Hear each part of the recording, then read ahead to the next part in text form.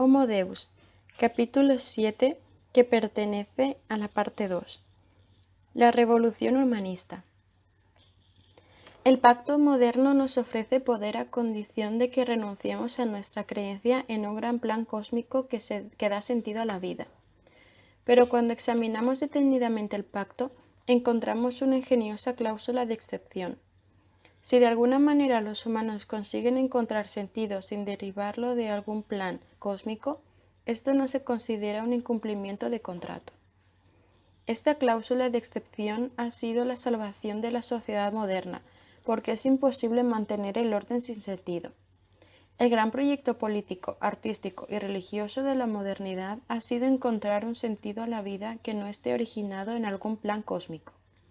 No somos actores de un drama divino y nadie le importamos nosotros ni nuestras obras. De modo que nadie pone límites a nuestro poder, pero todavía estamos convencidos de que nuestra vida tiene sentido.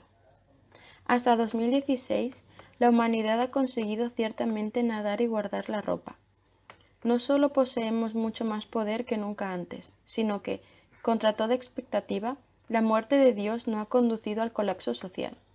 A lo largo de la historia, profetas y filósofos han argumentado que si los humanos dejábamos de creer en algún plan cósmico, toda ley y orden desaparecerían.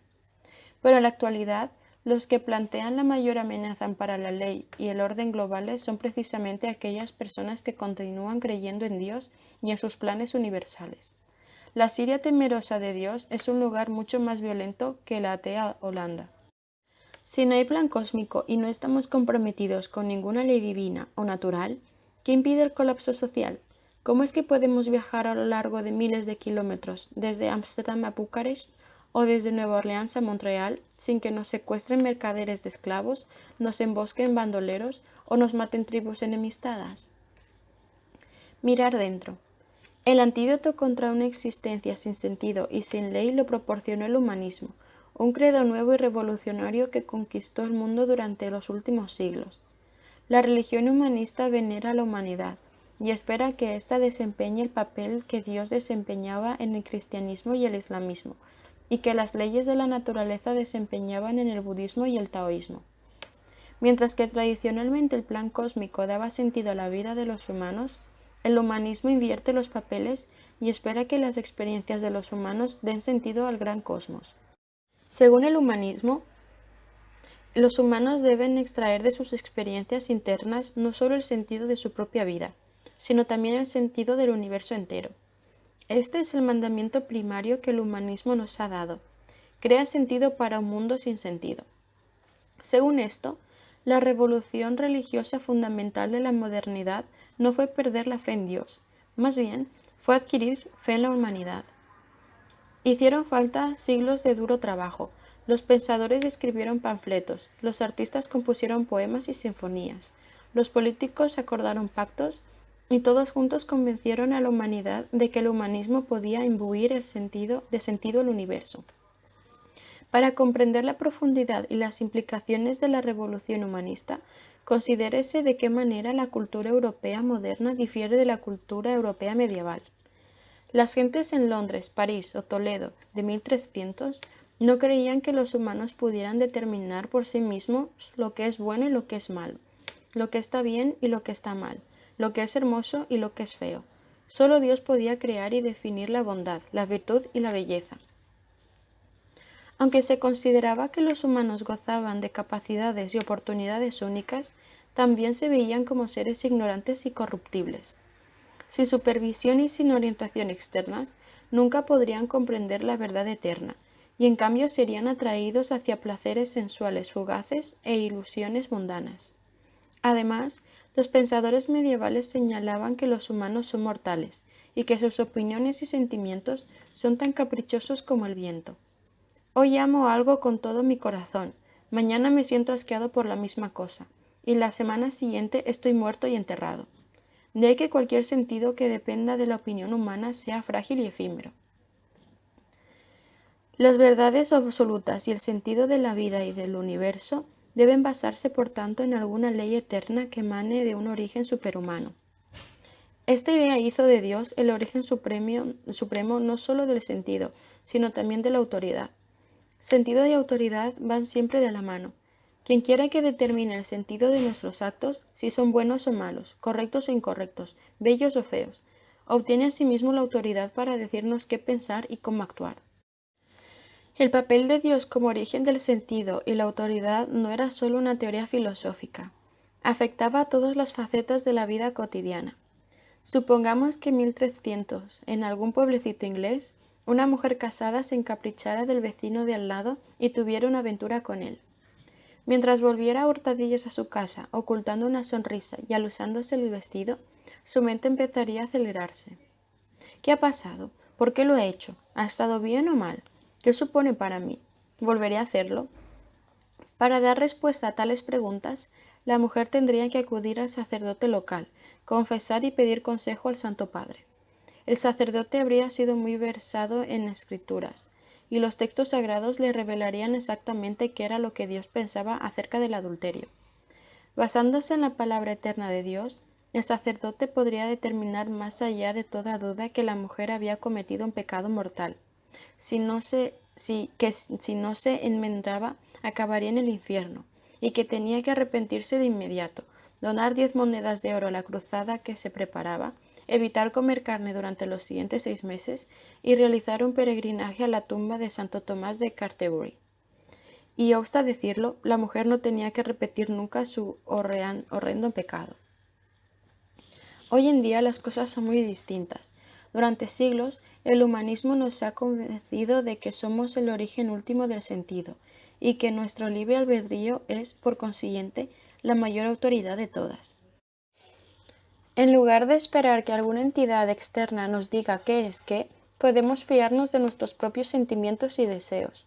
Desde la infancia se nos bombardea con una descarga continua de consignas humanistas que nos aconsejan: escúchate, sigue los dictados de tu corazón, sé fiel a ti mismo, confía en ti, haz lo que te plazca. Jean-Jacques Rousseau lo resumió todo en su novela Emilio, la Biblia de los sentimientos del siglo XVIII. Rousseau sostenía que cuando buscaba las normas de la conducta en la vida, las encontró en lo más recóndito de mi corazón, delineadas por una naturaleza en caracteres que nada puede borrar. Solo he de consultarme a mí mismo en relación con lo que quiero hacer. Lo que siento que es bueno, es bueno. Lo que siento que es malo, es malo. Así, cuando una mujer moderna quiere comprender el sentido de su aventura amorosa, está mucho menos dispuesta a aceptar el juicio de un sacerdote o de un libro antiguo. En lugar de eso, escudriñará sus sentimientos. Si estos no son muy claros, llamará a una buena amiga, irán a tomar un café y le abrirá el corazón. Si las cosas siguen confusas, irá al psicólogo y se lo contará todo. Teóricamente, el psicólogo moderno ocupa el mismo lugar que el sacerdote medieval, y un lugar común muy manido es comparar las dos profesiones. Pero en la práctica las separa un abismo. El psicólogo no posee un libro sagrado que define el bien y el mal. Cuando la mujer acabe de contarle su relato, es muy improbable que el psicólogo le grite: «Tú, mujer malvada, has cometido un pecado terrible». Es igualmente improbable que le diga: «Maravilloso, bien por ti». En cambio, al margen de lo que la mujer haya hecho y dicho, lo más probable es que el psicólogo le pregunte con una voz comprensiva: «¿Y bien? ¿Cómo se siente usted en relación con lo ocurrido?». Es verdad que la estantería del psicólogo se come por el peso de Freud, Jung y el Manual Diagnóstico y Estadístico de los Trastornos Mentales, pero estas no son las Sagradas Escrituras. El Manual y Estadístico de los Trastornos Mentales diagnostica los achaques de la vida, no su sentido. La mayoría de los psicólogos creen que solo los sentimientos humanos están autorizados para determinar el verdadero sentido de nuestros actos. De modo que, al margen de lo que el psicólogo opine acerca de la aventura de su paciente y de lo que Freud, Jung y el DSM opinen acerca de las aventuras amorosas en general, el psicólogo no impondrá sus opiniones a la paciente. Por el contrario, le ayudará a examinar las cámaras más recónditas de su corazón. Allí y solo allí encontrará ella las respuestas. Mientras que los sacerdotes medievales tenían una línea directa con Dios y podían distinguir por nosotros entre el bien y el mal, los psicólogos modernos solo nos ayudan a ponernos en contacto con nuestros sentimientos íntimos. Esto explica en parte la fortuna cambiante de la institución del matrimonio. En la Edad Media, el matrimonio se consideraba un sacramento ordenado por Dios, y Dios autorizaba también al padre a casar a sus hijos según los deseos e intereses del mismo. Por lo tanto, una aventura extramarital era una rebelión descarada tanto contra la autoridad divina como contra la paterna. Era un pecado mortal, sin importar lo que los amantes sintieran o pensaran al respecto. Hoy en día, la gente se casa por amor y son sus sentimientos íntimos los que confiere valor a ese lazo. De ahí que si los mismos sentimientos que una vez te empujaron a los brazos de un hombre ahora te empujan a los brazos de otro, ¿qué de malo hay en ello? Si una aventura extramarital proporciona una válvula de escape para deseos emocionales y sexuales que no satisface quien ha sido tu cónyuge 20 años, y si tu amante es atento, apasionado y sensible ante tus necesidades, ¿por qué no disfrutar de ello? Pero, un momento, podría decir el lector. No podemos ignorar los sentimientos de las otras partes concernidas. La mujer y su amante pueden sentirse maravillosamente bien en brazos el uno del otro. Pero si sus cónyuges respectivos lo descubren, probablemente todos se sentirán fatal cierto tiempo. Y si ello provoca el divorcio, sus hijos podrán tener cicatrices emocionales durante décadas. Y aunque la aventura no se descubra nunca, esconderla implica mucha tensión y puede conducir a sentimientos crecientes de alienación y resentimiento. Los debates más interesantes de la ética humana se refieren a situaciones como las aventuras extramaritales, cuando los sentimientos humanos entran en conflicto. ¿Qué ocurre cuando el mismo acto hace que una persona se sienta bien y otra mal? ¿Cómo ponemos en la balanza unos y otros sentimientos? ¿Acaso los buenos sentimientos de los dos amantes pesan más que los malos sentimientos de sus cónyuges e hijos? No importa lo que el lector piense acerca de esta cuestión particular. Es mucho más importante comprender el tipo de argumentos que ambas partes utilizan. Las personas modernas tienen ideas diversas sobre las aventuras extramaritales, pero, al margen de su posición, tienden a justificarlas en el nombre de los sentimientos humanos más que en el de las Sagradas Escrituras y de los mandamientos divinos. El humanismo nos ha enseñado que algo puede ser malo solo si hace que alguien se sienta mal. El asesinato está mal no porque algún dios dijera que una vez no matarás. Lo que ocurre es que el asesinato está mal porque causa un sufrimiento terrible a la víctima, a los miembros de su familia y a sus amigos y conocidos. El robo está mal no porque algún texto antiguo lo diga, no robarás. Lo que ocurre es que el robo está mal porque cuando pierdes tu propiedad te sientes mal por ello. Y si un acto no hace que nadie se sienta mal, no puede haber nada malo contra él.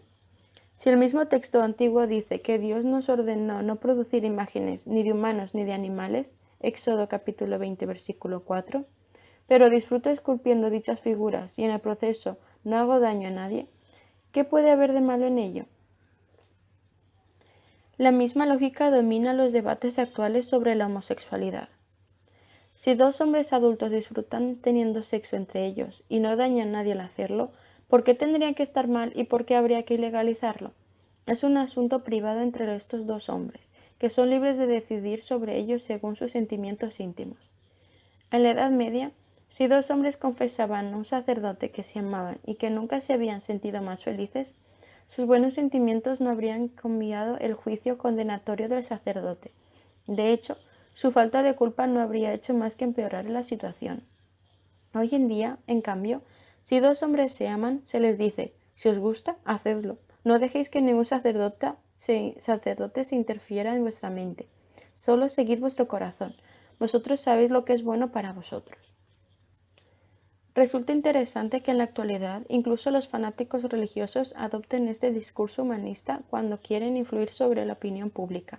Por ejemplo, durante la última década la comunidad LGTB israelí ha organizado todos los años un desfile gay en las calles de Jerusalén. Es un día único de armonía en esta ciudad asediada por los conflictos, porque es la única ocasión de que los judíos, los musulmanes y los cristianos religiosos encuentran de repente una causa común. Todos se enfurecen a la vez contra el desfile gay. Pero lo que es realmente interesante es el argumento que emplean. No dicen, no tendrías que organizar un desfile gay porque Dios prohíbe la homosexualidad. Más bien, explican entre cualquier micrófono o cámara de televisión disponibles que ver un desfile gay cruzando la ciudad santa de Jerusalén hiere nuestros sentimientos.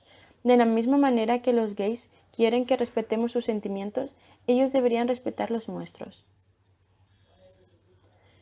En el 7 de enero de 2015, fanáticos musulmanes asesinaron a varios empleados de la revista francesa Charlie Hebdo, porque la revista había publicado caricaturas del profeta Mahoma. En los días subsiguientes, muchas organizaciones musulmanas condenaron el ataque, pero algunas no pudieron resistirse a añadir una cláusula de pero. Por ejemplo, el Sindicato de Periodistas Egipcio denunció a los terroristas por el uso de la violencia, y en el mismo texto denunciaba a la revista por herir los sentimientos de millones de musulmanes de todo el mundo. Adviértase que el sindicato no culpaba a la revista por desobedecer la voluntad de Dios. Esto es lo que llamamos progreso. Nuestros sentimientos aportan sentido no solo a nuestra vida privada, sino también a los procesos sociales y políticos. Cuando queremos saber quién debería dirigir el país, qué política exterior se debería adoptar y qué pasos económicos se deberían dar, no buscamos las respuestas en las Escrituras. Ni obedecemos las órdenes del Papa ni del Consejo de los Premios Nobel. Por el contrario, en la mayoría de los países celebramos elecciones democráticas y preguntamos a la gente qué opina. Creemos que los votantes son quienes mejor saben lo que les conviene y que la libre elección de los individuos es la autoridad política suprema. Pero, ¿cómo sabe el votante qué elegir? Teóricamente, al menos, se supone que el votante consulta sus sentimientos más íntimos y los sigue. No siempre es fácil. Para entrar en contacto con mis sentimientos, necesito filtrarlos de unos vacuos eslóganes de propaganda, la infinidad de mentiras de políticos despiadados, el ruido generado por ingeniosos tergiversadores para distraer y las sabias opiniones de expertos pagados. Debo obviar todo este barullo y atender solo a mi auténtica voz interior. Y entonces mi auténtica voz interior me susurra al oído: vota a Cameron, o vota a Modi, o vota a Clinton, o a quien sea. Y pongo una cruz ante dicho nombre en la papeleta de voto. Y así es como sabemos quién debería dirigir el país. En la Edad Media, esto se habría considerado el colmo de la insensatez. Los fugaces sentimientos de los ignorantes plebeyos en absoluto eran una base sólida para las decisiones políticas importantes. Cuando Inglaterra se vio desgarrada por las guerras de las Rosas, nadie pensó en acabar el conflicto celebrando un referéndum nacional, en el que cada palurdo y cada golfa emitieron un voto a favor de Lancaster o bien de York. De manera parecida, cuando el Papa Urbano II puso en marcha la primera cruzada en el año 1095, no dijo que fuera la voluntad del pueblo. Era la voluntad de Dios. La autoridad política bajaba directamente del cielo, no surgía de los corazones y las mentes de los humanos mortales. Cuanto pueda decirse de la ética y la política es también aplicable a la estética. En la Edad Media, el arte se regía por criterios objetivos. Los patrones de belleza no reflejaban modas humanas pasajeras. Más bien, se suponía que los gustos humanos se adecuaban a los dictados superhumanos. Esto tenía perfecto sentido en un período en el que la gente creía que el arte estaba inspirado por fuerzas superhumanas y no por sentimientos humanos. Supuestamente, las manos de pintores, poetas, compositores y arquitectos las movían musas, ángeles y el Espíritu Santo. Más de una vez, cuando un compositor escribía un bello himno, no se le reconocía el mérito, por la misma razón que no se le reconocía la pluma. La pluma era sometida y dirigida por dedos humanos que a su vez eran sostenidos y dirigidos por la mano de Dios. Los estudiosos medievales se aferraban a una teoría griega clásica, según la cual los movimientos de las estrellas en el cielo crean música celestial que impregna todo el universo. Los humanos gozan de salud física y mental cuando los movimientos internos de su cuerpo y su alma están en armonía con la música celestial, creada por las estrellas. Por lo tanto, la música humana debe ser un eco de la melodía divina del cosmos, más que para reflejar las ideas y los caprichos de los compositores de carne y hueso. Los himnos, las canciones y las melodías más hermosas por lo general se atribuían no al genio de algún artista humano, sino a la inspiración divina. Figura número 27. Tales ideas ya no están en boga. En la actualidad, los humanistas creen que la única fuente de la creación artística y del valor estético son los sentimientos humanos. La música es creada y juzgada por nuestra voz interior, que no necesita seguir ni los ritmos de las estrellas ni las órdenes de las musas y los ángeles. Porque las estrellas son mudas, mientras que las musas y los ángeles existen únicamente en nuestra imaginación. Los artistas modernos buscan estar en contacto con ellos mismos y sus sentimientos más que con Dios. Así, no es extraño que cuando nos disponemos a evaluar el arte, ya no creamos en ningún criterio objetivo. En lugar de ello, y una vez más, nos fiamos en nuestros sentimientos subjetivos. En ética, el lema de los humanistas es: si hace que te sientas bien, hazlo. En política, el humanismo nos enseña que el elector es quien mejor sabe lo que le conviene. En estética, el humanismo dice que la belleza está en los ojos del espectador.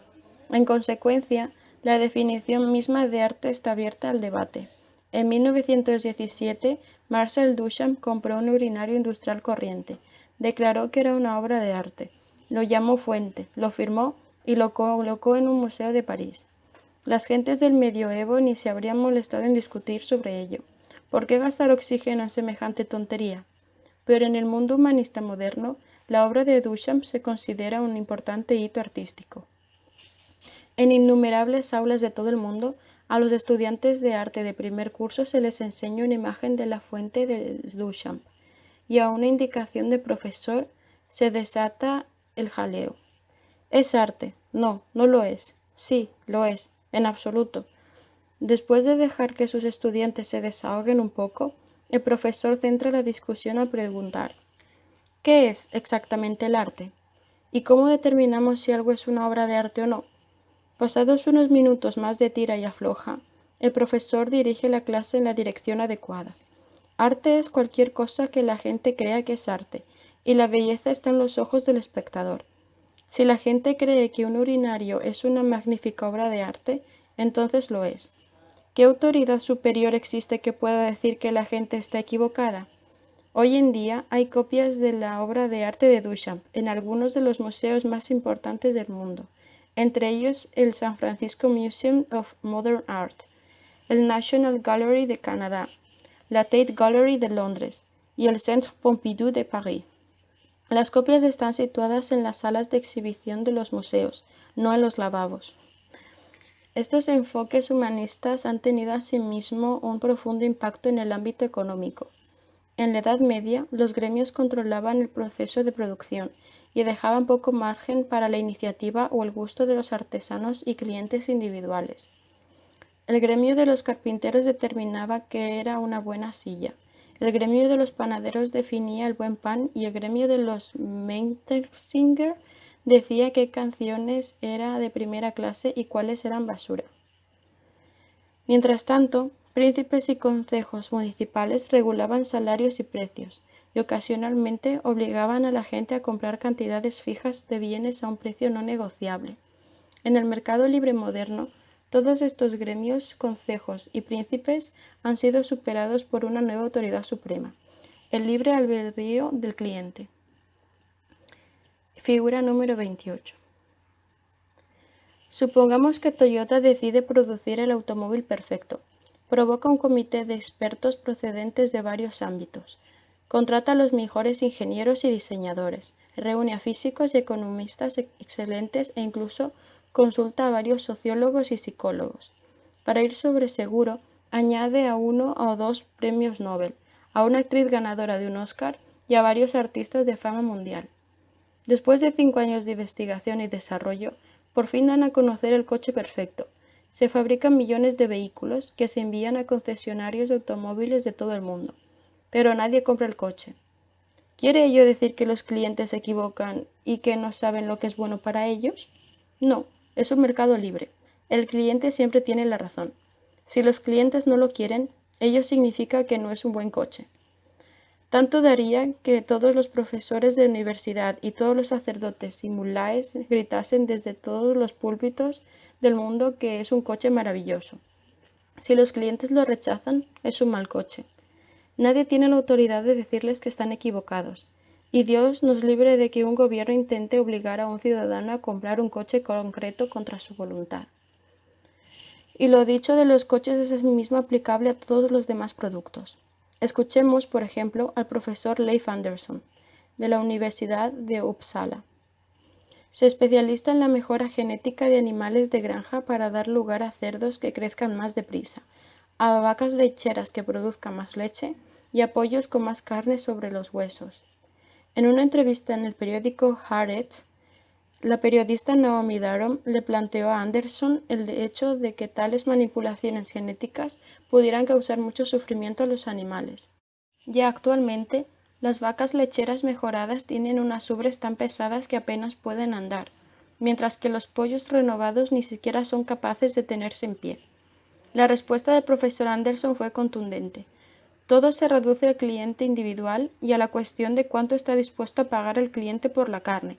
Debemos recordar que sería del todo imposible mantener los niveles actuales de consumo de carne sin el pollo moderno mejorado. Si el cliente nos pide la carne más barata posible, eso es lo que tendrá.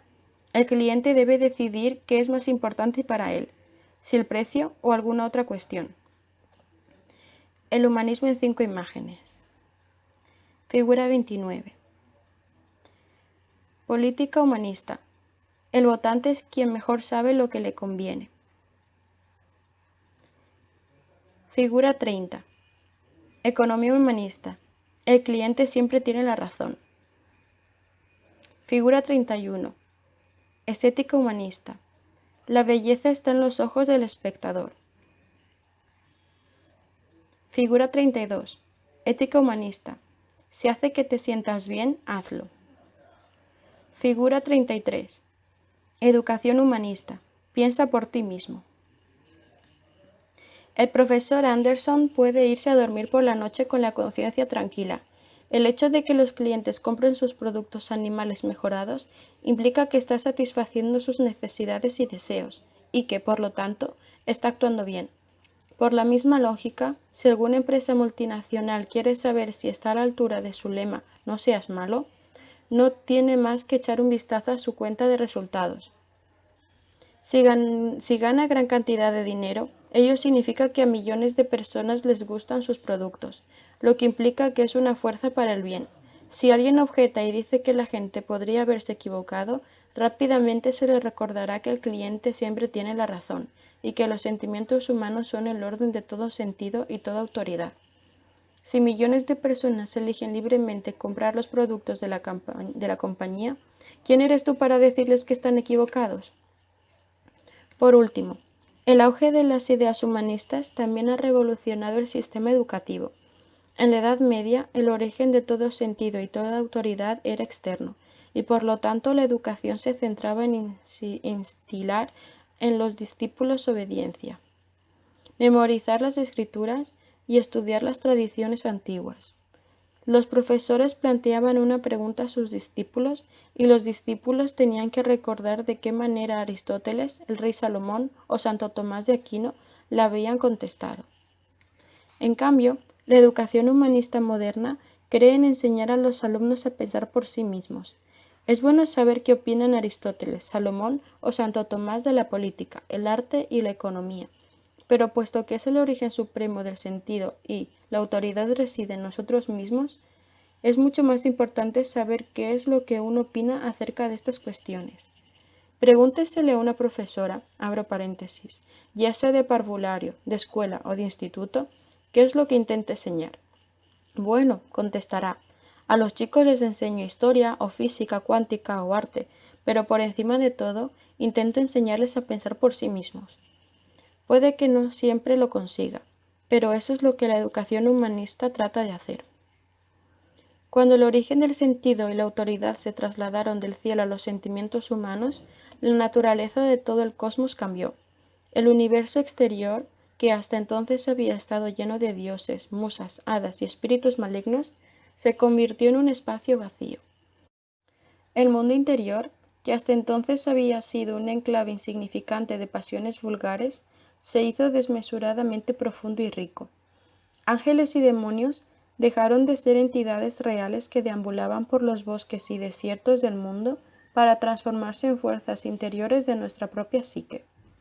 El cielo y el infierno dejaron también de ser lugares reales situados en algún lugar por encima de las nubes y por debajo de los volcanes, respectivamente, y pasaron a interpretarse como estados mentales internos.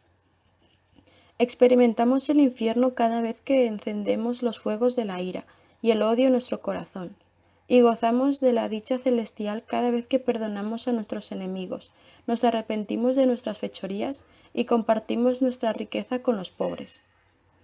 Cuando Nietzsche declaró que Dios había muerto, se refería a esto, al menos en Occidente. Dios se ha convertido en una idea abstracta que algunos aceptan y otros rechazan, pero, ya sea lo uno o lo otro, la diferencia es poca.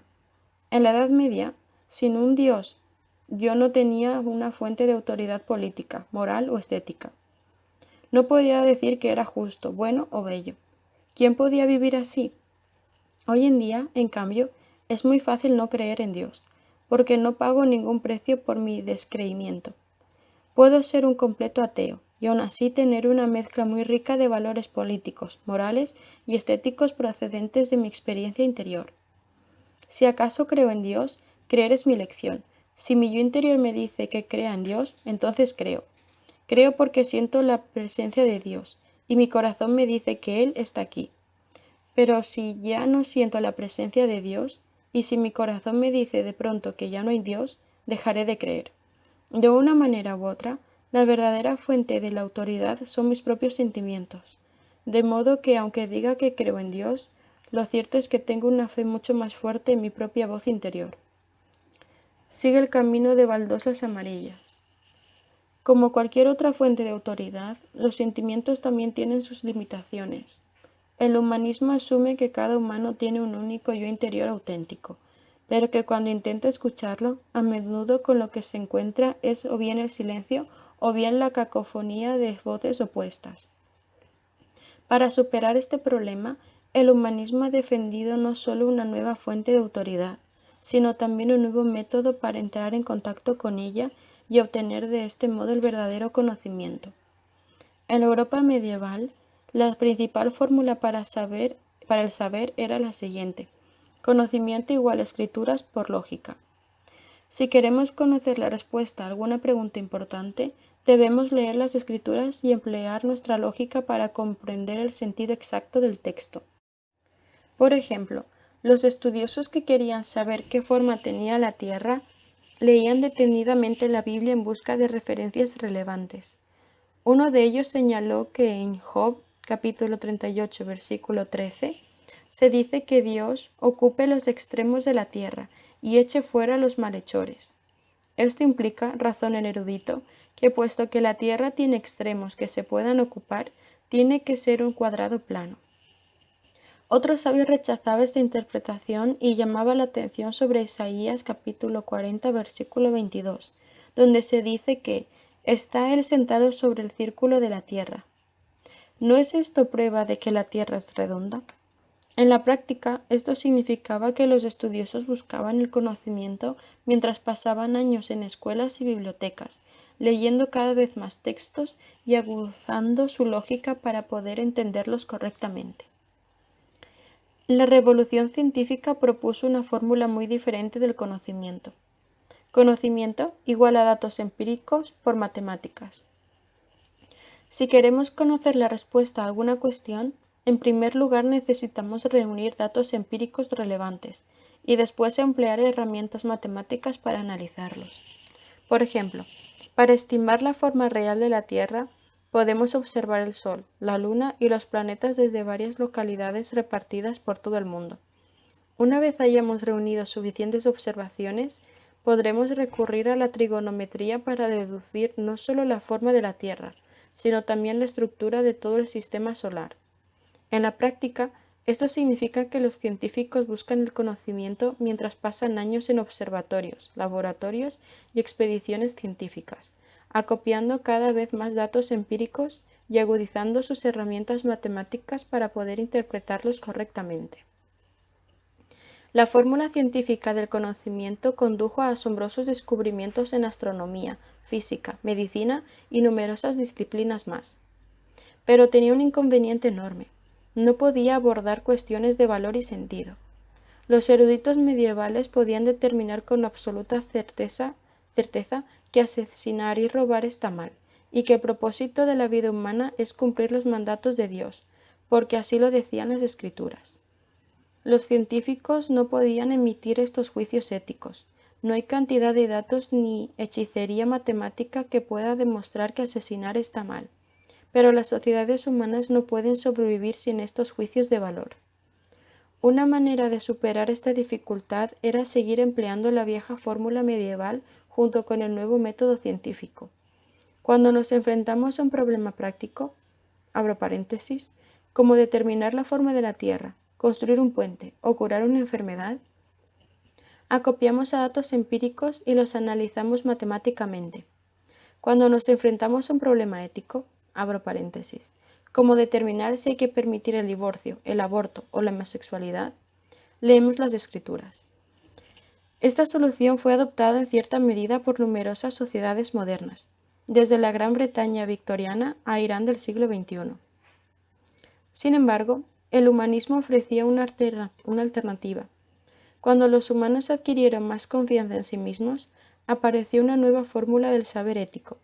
Conocimiento igual a experiencias por sensibilidad. Si queremos conocer la respuesta a una cuestión ética, necesitamos conectar con nuestras experiencias íntimas y observarlas con la mayor de las sensibilidades. En la práctica, esto significa que buscamos el conocimiento invirtiendo muchos años en acopiar experiencias y agudizando nuestra sensibilidad para poder comprender dichas experiencias correctamente. ¿Qué son exactamente las experiencias? No son datos empíricos. Una experiencia no está hecha de átomos, moléculas, proteínas o números. Por el contrario, es un fenómeno subjetivo que incluye 3 ingredientes principales: sensaciones, emociones y pensamientos. En cualquier momento concreto, en mi experiencia comprende todo lo que percibe: calor, placer, tensión, etc. Cualquier emoción que sienta: amor, temor, ira, etc. Y cualesquiera pensamientos que surjan en mi mente. ¿Y qué es la sensibilidad? Significa 2 cosas. En primer lugar, prestar atención a mis sensaciones, emociones y pensamientos. En segundo lugar, permitir que estas sensaciones, emociones y pensamientos fluyan en mí. Doy por hecho que no debo permitir que cualquier brisa pasajera me lleve, pero debo estar abierto a nuevas experiencias y permitir que cambien mis puntos de vista, mi comportamiento e incluso mi personalidad. Experiencias y sensibilidad se retroalimentan en un ciclo que nunca acaba. No puedo experimentar nada si no tengo sensibilidad, y no puedo desarrollar sensibilidad a menos que esté expuesto a una diversidad de experiencias. La sensibilidad no es una aptitud básica, abstracta, que pueda desarrollarse mediante la escritura de libros o asistiendo a conferencias. Es una habilidad práctica que puede madurar únicamente si se aplica a la práctica. Tomemos por ejemplo el té. Empiezo bebiendo té corriente y muy dulce por la mañana mientras leo el periódico. El té es poco más que una excusa para proporcionar a mi cuerpo un subidón de azúcar. Un día me doy cuenta que, entre el azúcar y el periódico, apenas saboreo el té. De modo que reduzco la cantidad de azúcar, dejo el periódico a un lado, cierro los ojos y me centro en el té. Al instante empiezo a registrar su aroma y sabores únicos. Pronto me encuentro experimentando con tés diferentes, negros y verdes, y comparando sus sabores fuertes y exquisitos y sus buques delicados. Pasados unos meses, abandono las marcas del supermercado y compro el té de Harrods. Me gusta en particular el té de excremento de panda, de las montañas de Yahan en la provincia de Sichuan, hecho con hojas de árboles de té fertilizados con el estiércol de pandas.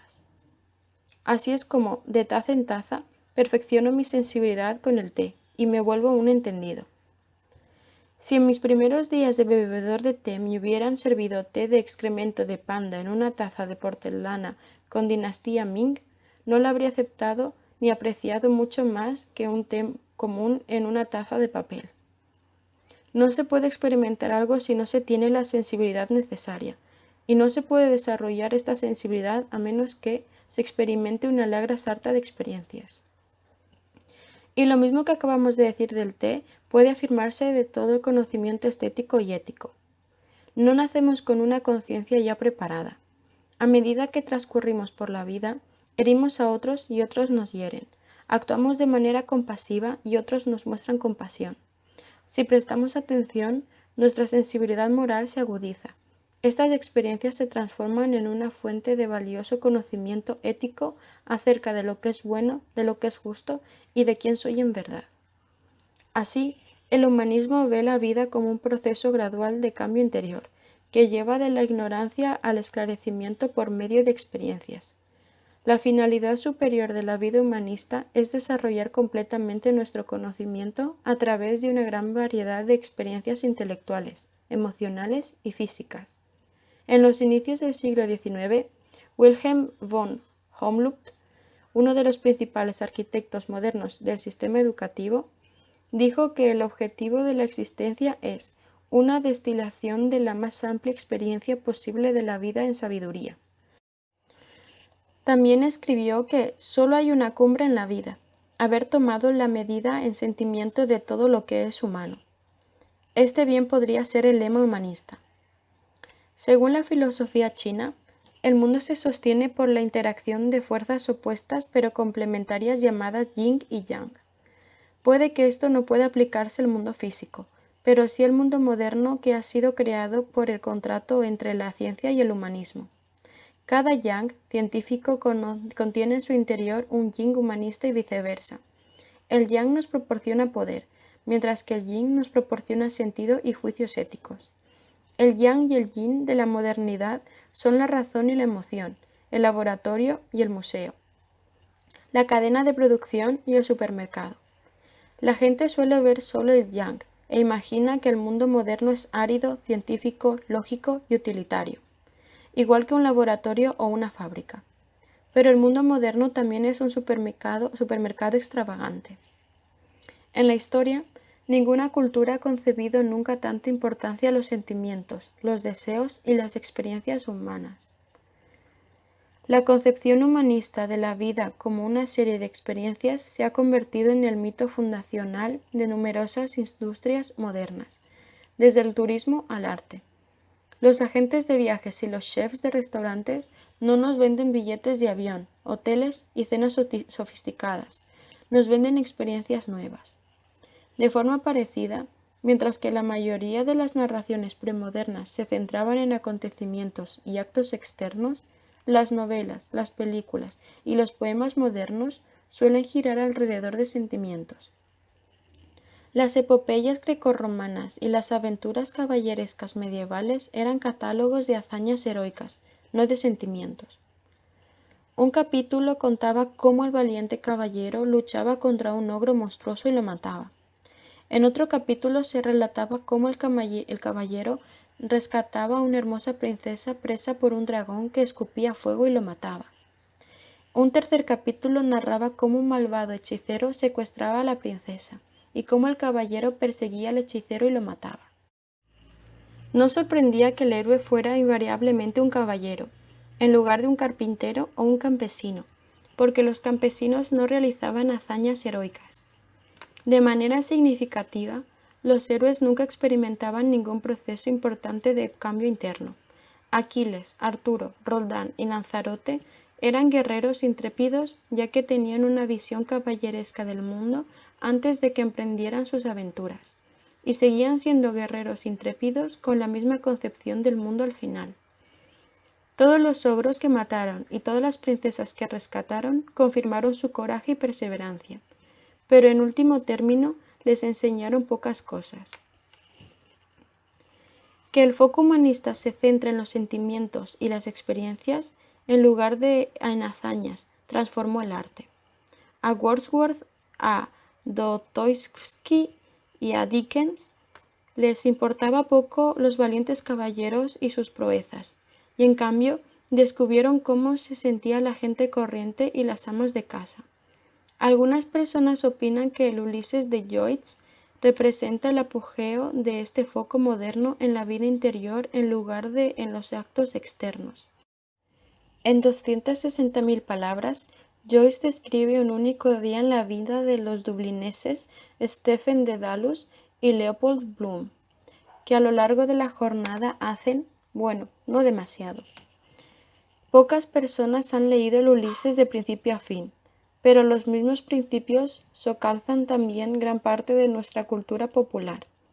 En Estados Unidos, a la serie Survivor a menudo se le ha atribuido o culpado de convertir la realidad en una moda. Survivor fue el primer reality que llegó al primer puesto de los índices de audiencia Nielsen, y en 2007 la revista Time lo incluyó en los 100 mejores espectáculos televisivos de todas las épocas. En cada temporada se aísla a 20 aspirantes ataviados con una mínima expresión de traje de baño en alguna isla tropical. Allí tienen que enfrentarse a todo tipo de retos, y en cada episodio votan para echar a uno de sus miembros. El que queda último se lleva $1.000.000 a casa. En la Grecia homérica, en el Imperio romano o en la Europa medieval, esta idea habría resultado al público familiar y muy atractiva. Entran 20 contendientes y solo sale un héroe. Maravilloso. Habría pensado un príncipe homérico, un patricio romano o un caballero cruzado mientras se sentaban para contemplar el espectáculo. A buen seguro vamos a ver aventuras increíbles, luchas a vida o muerte y actos de heroísmo y traición incomparables. Probablemente los guerreros se apuñalarán por la espalda o desparramarán sus entrañas para que todos lo vean. ¡Qué decepción! Las puñaladas por la espalda y las entrañas desparramadas se quedan solo en metáfora. Cada episodio dura alrededor de 1 hora. De esta, 15 minutos los ocupan anuncios de dentífricos, shampoo y cereales. 5 minutos se dedican a desafíos increíblemente infantiles, como quién es capaz de lanzar más cocos a una canasta o quién consigue comer el mayor número de bichos en 1 minuto. El resto del tiempo, los héroes solo hablan de sus sentimientos. Él dijo y ella dijo, y yo sentí esto, y yo sentí aquello. Si un caballero cruzado se hubiera sentado ante un televisor para ver Survivor, probablemente habría agarrado el hacha de combate y habría destrozado el televisor, aburrido y frustrado. En la actualidad, podemos pensar que los caballeros medievales eran brutos insensibles. Si vivieran entre nosotros, los enviaríamos a un psicólogo, que podría ayudarlos a entrar en contacto con sus sentimientos. Esto es lo que hace el hombre de hojalata en El Mago de Oz.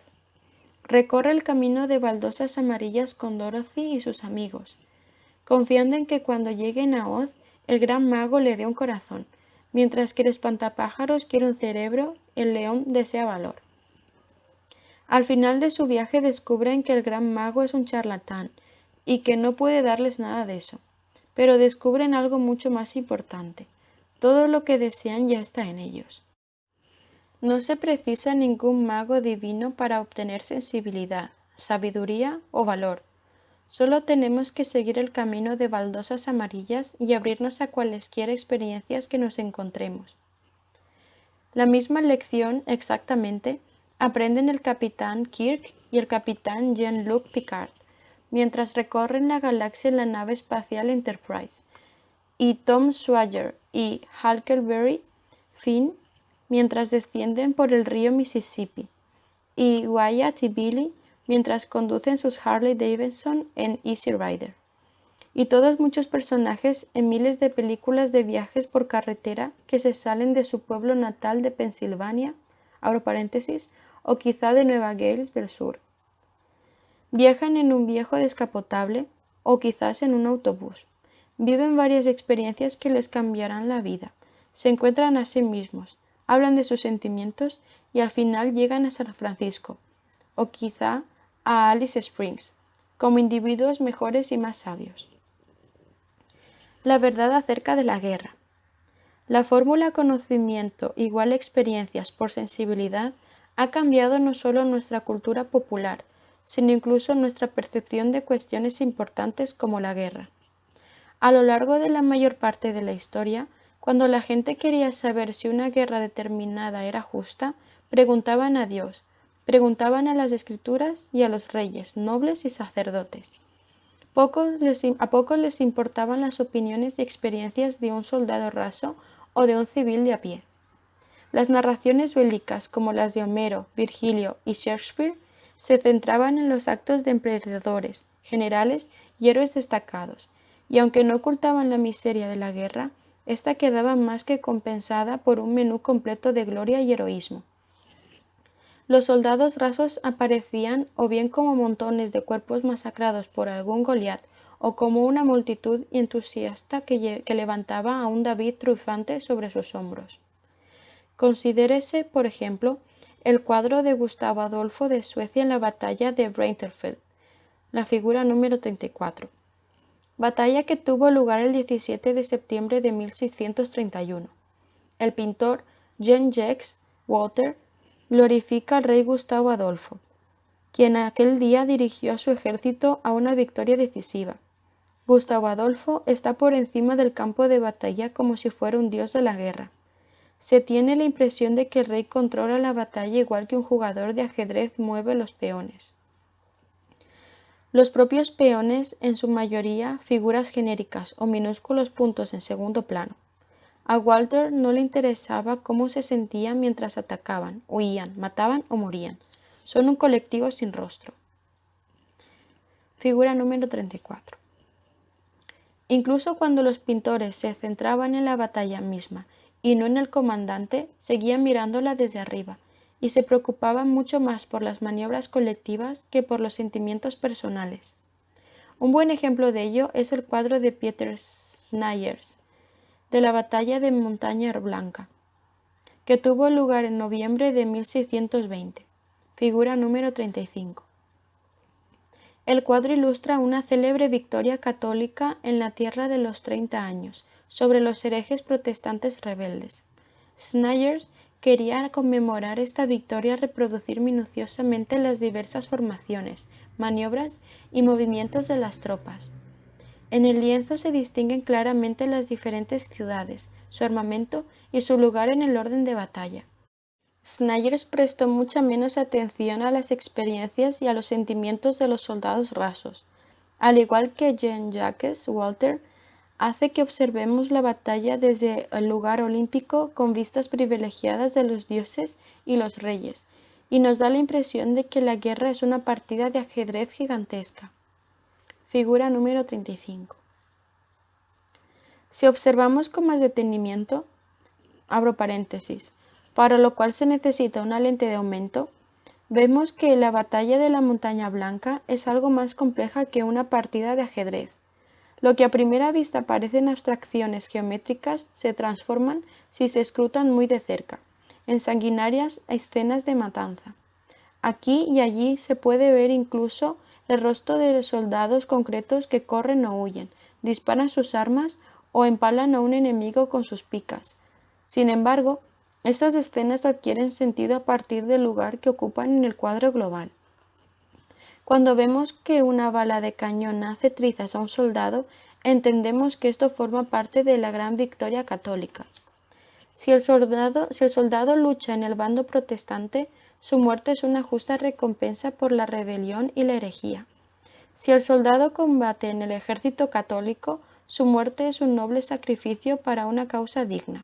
Si miramos la parte superior, vemos ángeles que se ciernen a una gran altura sobre el campo de batalla.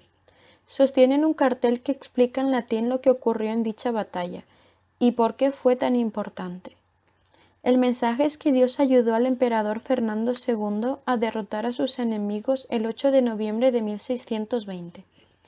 Durante miles de años, cuando la gente consideraba la guerra, veía a dioses, emperadores, generales y grandes héroes. Pero durante los 2 últimos siglos, reyes y generales han sido dejados cada vez más de lado, y el centro de atención se ha dirigido al soldado raso y a sus experiencias.